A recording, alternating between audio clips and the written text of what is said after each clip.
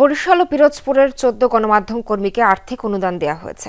দুপুরে Barishal circuit house মিলনায়তনে বাংলাদেশ সাংবাদিক কল্যাণ ট্রাস্টের উদ্যোগে মতবিনিময় সভার আয়োজন করা হয়।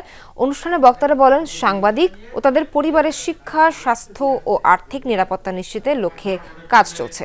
পরে ১৪ জন গণমাধ্যম কর্মীর হাতে ৫০,০০০ টাকা করে অনুদানের চেক তুলে দেন অতিথিরা। অনুষ্ঠানের প্রধান অতিথি ছিলেন ট্রাস্টের ব্যবস্থাপনা পরিচালক মোহাম্মদ আব্দুল্লাহ। অনেক কিছু করার আছে এই কল্যাণ ট্রাস্টের। সেই অনুযায়ী ইতিমধ্যেই সাংবাদিকদের সন্তানদের, মেধাবী সন্তানদেরকে বৃত্তির আওতায় আনার সিদ্ধান্ত বাস্তবায়নের কাজ চলছে। কিছুদিন আগে স্যার ঘোষণা দিয়েছেন যে সাংবাদিকদের জন্য একটা বিশেষায়িত হসপিটালের একটা চেষ্টা করা হচ্ছে। এগুলো আরো অনেক বড় মাপের, হয়তো সময় সাপেক্ষ, কিন্তু উদ্যোগ তো নেওয়া হচ্ছে।